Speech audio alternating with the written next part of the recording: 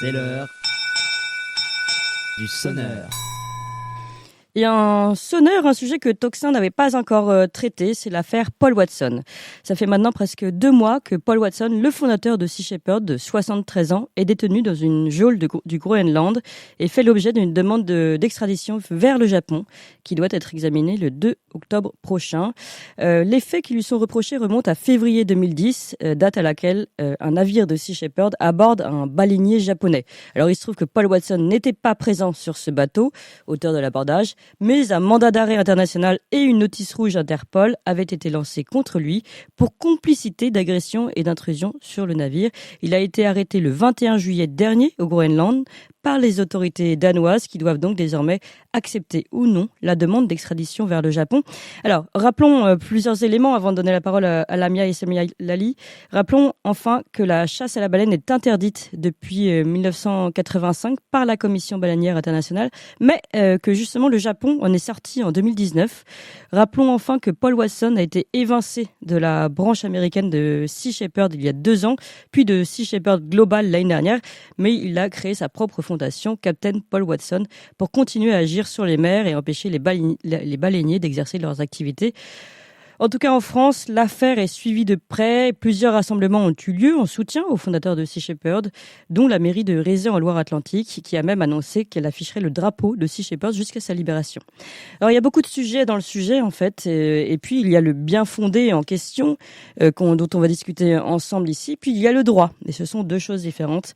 Et pour ça, je suis très heureuse d'accueillir Lamia Essemlali. Bonjour. Bonjour. Et merci beaucoup d'être avec nous. Vous êtes donc présidente de Sea Shepherd France et auteur de plusieurs livres qui concernent Paul Watson. Capitaine Paul Watson, Entretien avec un pirate, et encore Paul Watson, Sea Shepherd, le combat d'une vie. Les 2 aux éditions Glénat. Vous êtes également vice-présidente de Révolution écologique pour le vivant. Alors, je voulais revoir avec vous d'abord peut-être toute cette histoire, comment ça a commencé, et puis ensuite on va discuter un peu justement de l'avenir de Paul Watson. Alors déjà, je voudrais revenir sur 2 choses que vous avez dites. Paul Bien Watson sûr. n'a pas été évincé de Sea Shepherd aux États-Unis. Il a démissionné de Sea Shepherd aux États-Unis et il a été évincé effectivement de Sea Shepherd Global qui est basé à Amsterdam. Par contre, il fait toujours partie de Sea Shepherd France, de Sea Shepherd Brésil, qui recrée d'ailleurs Sea Shepherd Origins, puisqu'en fait, il y a une scission au sein du mouvement Sea Shepherd, avec une partie qui veut s'institutionnaliser, donc c'est celle que Paul Watson a quittée, et une partie qui reste fidèle à l'ADN À l'esprit, d'origine. oui.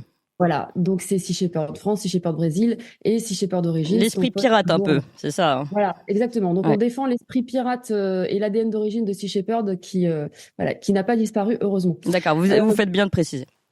Voilà.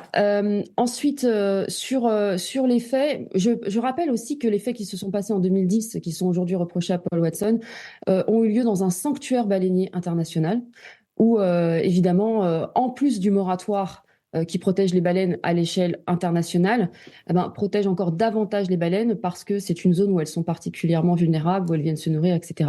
Et que ce sanctuaire a été violé chaque année en toute impunité par le Japon. Alors, on a un petit problème de connexion.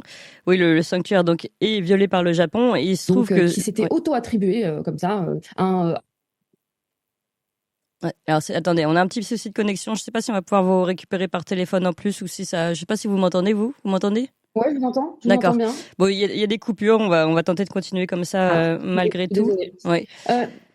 Du coup, juste pour revenir sur les faits, effectivement, en fait, il s'agit d'une bombe puante qui a été envoyée par un des membres d'équipage, qui est faite avec du beurre rance. Donc, c'est quelque chose de complètement inoffensif, que nous, on s'est déjà mis sur les doigts. Ça sent très mauvais, mais c'est inoffensif.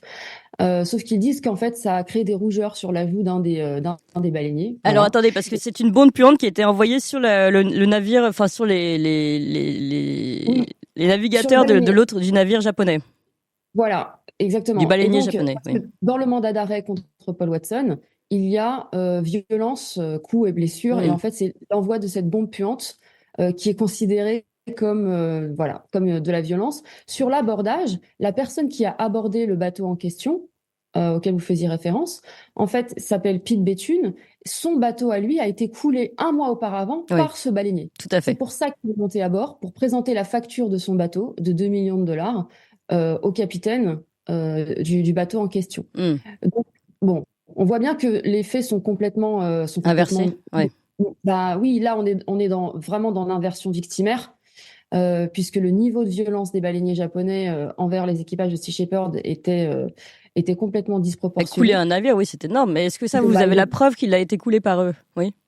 les images circulent partout sur Internet. Il y a une série télé qui a été réalisée. On avait des dizaines de caméras sur tous les bateaux parce que justement, il y avait la série télé Whale Wars, donc Justicier des mers, qui filmait absolument tout. Donc tout est à l'image. C'est ça qui est complètement ubuesque, c'est que on est dans un dossier où en fait on a les preuves que ce qui est reproché à Paul Watson est faux. Mais dans le même temps, on est face en fait à un pays, donc le Japon, qui est la troisième puissance économique mondiale, qui se permet en fait de traquer pour des raisons politiques un lanceur d'alerte qui est Paul Watson et qui a lancé donc une notice rouge d'Interpol en 2012. Et le problème, c'est que Interpol en fait ne fait absolument aucune enquête sur les faits qui sont reprochés dans les mandats d'arrêt. Et ça, d'ailleurs, c'est pointé du doigt de plus en plus. Hein. Il y a plusieurs rapports du Parlement européen sur ce sujet. Il y a plusieurs... Interpol, en général, ne fait pas d'enquête. C'est pas particulier à l'affaire Paul Watson. Non, en fait, sur la notice rouge d'Interpol, Oui. donc la notice rouge, c'est le mandat d'arrêt international. Oui. Je précise qu'une notice rouge ne veut pas dire culpabilité, en fait. Hein. Exactement. Ça ne veut pas dire culpabilité, d'autant plus qu'il n'y a jamais d'enquête, ou très rarement. Il devrait y en avoir une, hein, puisque une notice rouge a un impact extrêmement lourd Bien sûr. sur la vie des personnes. Alors, on vous a perdu un petit peu. On est un peu comme en haute mer ici. On va tenter de vous récupérer.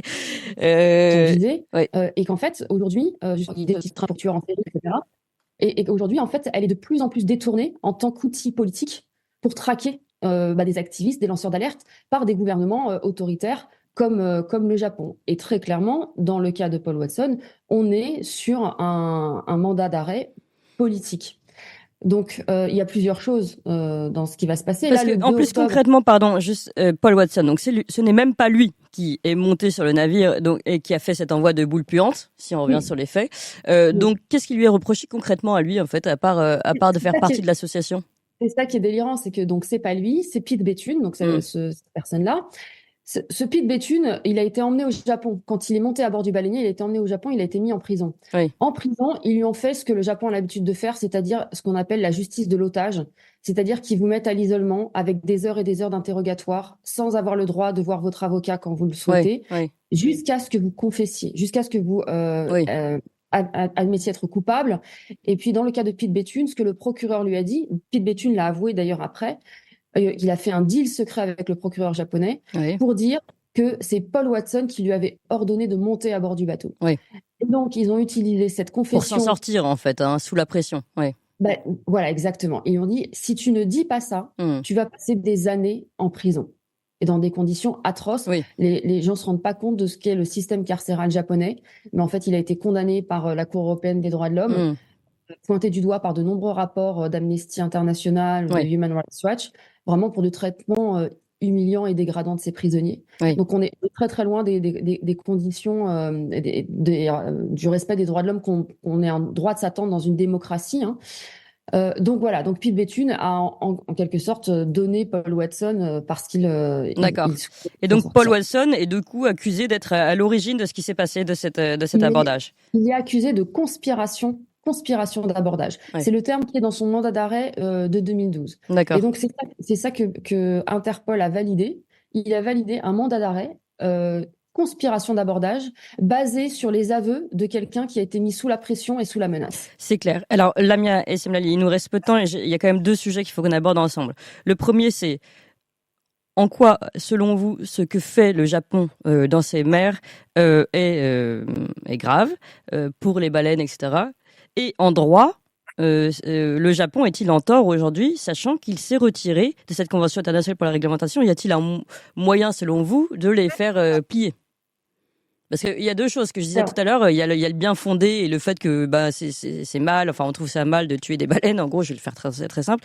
Et puis, même si tout ça est très réglementé et qu'on a le droit quand même, je le précise, il y a quelques pays pour des raisons culturelles qui ont le droit à des exceptions de pêche, mais ce sont pas des pêches massives.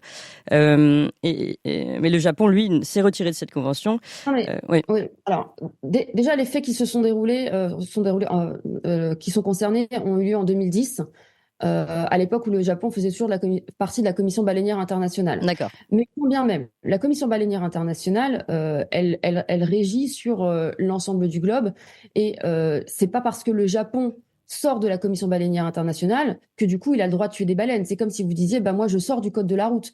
En fait, on a des limitations de vitesse, mais moi ça m'intéresse pas, donc je vais aller faire ce que je veux. C'est la règle, elle est la même pour tous.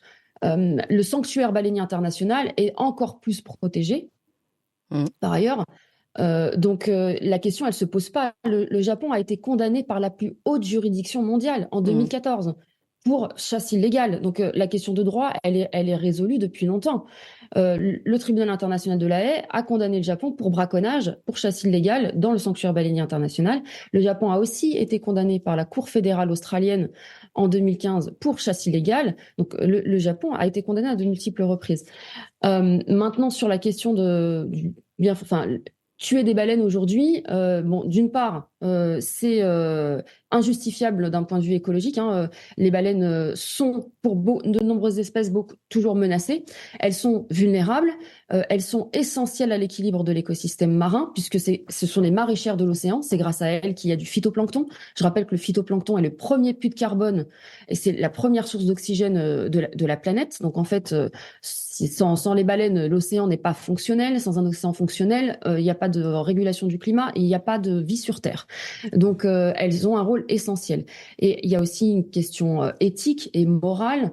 Faut avoir à l'esprit que les baleines, qui sont les plus gros animaux de cette planète, ne peuvent pas être tuées de manière rapide. Donc, je pense que moi, je mets au défi les Japonais, hein, qui ont là publié une photo d'un rorqual mort sur le pont. Je les mets au défi de publier la vidéo de la mise à mort de ce rorqual. Il faut imaginer qu'entre le premier coup de harpon et le dernier souffle rendu par cette baleine, il y a entre 25 minutes et 1 heure d'agonie. Mm. Ça serait interdit dans n'importe quel abattoir du monde. Oui. Donc, non, c'est injustifiable à tous les niveaux. Et je rappelle aussi Ouais. que la chasse baleinière du Japon, elle est artificiellement subventionnée, puisqu'il y a moins de 2% des Japonais qui mangent de la viande de baleine. Alors, allons là-dessus deux secondes. Oui. Justement, ça veut dire quoi? Pourquoi ça sert quel intérêt Alors, si c'est ça, finalement on les se dit, mais Japonais. pourquoi Ouais. ça coûte énormément aux contribuables japonais. En fait, au sein de l'industrie baleinière du Japon, il y a une poignée de nantis qui sont d'anciens membres du gouvernement japonais, qui s'accrochent à des postes extrêmement bien rémunérés, très privilégiés. Les yakuza, la fameuse mafia japonaise, baigne complètement dans l'industrie baleinière japonaise. C'est elle qui gère les ports d'attache des baleiniers. C'est elle qui fournit aussi les marins à travers des syndicats qui sont liés aux yakuza. Ça, c'est très Mais connu au alors, c'est Japon. quoi leur intérêt direct? Ben, c'est l'intérêt de quelques-uns. C'est l'intérêt d'une poignée de quelques-uns qui sont en fait qui font partie de la droite ultranationaliste japonaise, qui s'accrochent encore une fois à des privilèges qui s'écrouleraient s'il n'y avait plus de chasse baleinière japonaise. Comme ce sont des gens qui sont influents et très haut placés, eh ben ils se permettent du coup de mobiliser des millions de yens d'argent public pour maintenir artificiellement cette industrie qui est complètement mortifère. Ouais. Donc ça se fait au détriment évidemment des baleines, mais aussi des Japonais du plus grand nombre. Précisons-le, hein, parce que on l'a pas précisé, mais les baleiniers japonais dont on parle, c'est des baleiniers de grosse industrie. Hein. C'est des pêches énormes, ce sont des filets énormes. Enfin voilà, on est vraiment sur du. Alors c'est Oui. pas des filets, c'est des harpons Oui, explosifs. ouais. Mais ce sont effectivement d'énormes navires-usines. Et là, en 2024, le Japon a inauguré le plus gros baleinier jamais construit dans l'histoire de la chasse baleinière en 2024. Donc, c'est dire si c'est complètement délirant. Mais je voudrais revenir juste sur cette mafia. Donc, en fait, leur intérêt à eux, c'est de vendre très cher ce produit ou j'imagine qu'il y a un deal Non, derrière. pas du tout, parce qu'en fait, justement, ils ont du mal à trouver preneur. Il y a très peu de personnes qui mangent de la viande de baleine. Le gouvernement a lancé des campagnes marketing pour séduire les jeunes avec le hamburger de baleine, et en fait, ça prend pas. Non, en fait, c'est un moyen de récupérer de l'argent public. Cette industrie, elle est subventionnée à hauteur de plusieurs centaines de millions de dollars. Donc voilà, et avec cet argent-là, ces personnes se maintiennent à des postes qui sont complètement artificiels. Alors revenons sur Paul Watson pour terminer. Aujourd'hui, quel est son avenir, enfin selon vous, judiciaire, et puis que plaidez-vous? Évidemment, qu'on plaide non seulement l'innocence, mais en plus, on souhaiterait, nous, que ce soit le Japon qui soit sur le banc des accusés.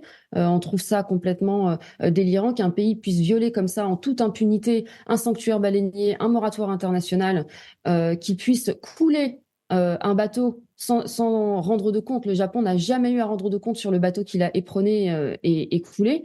Donc on est dans un deux poids deux mesures. Ce qu'on souhaite, c'est la justice. Et donc évidemment que Paul Watson soit libéré. Et que le Japon, par contre, réponde de ses actes.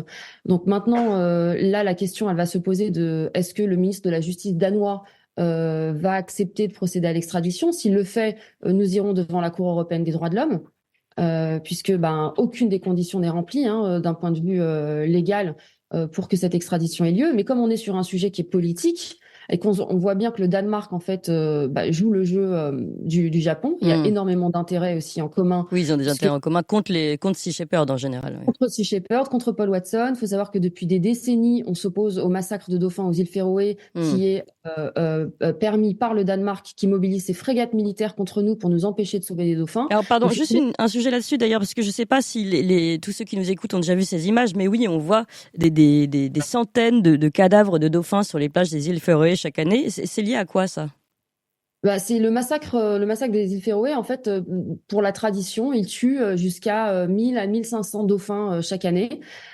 C'est des massacres contre lesquels nous on s'oppose depuis des années. En 2014, Sea Shepherd France, on avait mobilisé 5 bateaux sur l'archipel et on avait permis de sauver des milliers, non des centaines, pardon, je vais pas exagérer, des centaines, mais plus de 1000 en tout cas dauphins de cette mort atroce. Et du coup, les Féroé ont fait passer une loi qui interdit nos bateaux et le Danemark utilise ses frégates militaires pour nous empêcher de sauver ces dauphins dans l'archipel. Donc, si vous voulez, Sea Shepherd, Paul Watson, c'est un gros caillou dans la chaussure du Danemark qui a voté, je le rappelle encore une fois, qui a voté toutes les lois de protection des mammifères marins. Il est strictement interdit au Danemark de tuer des dauphins.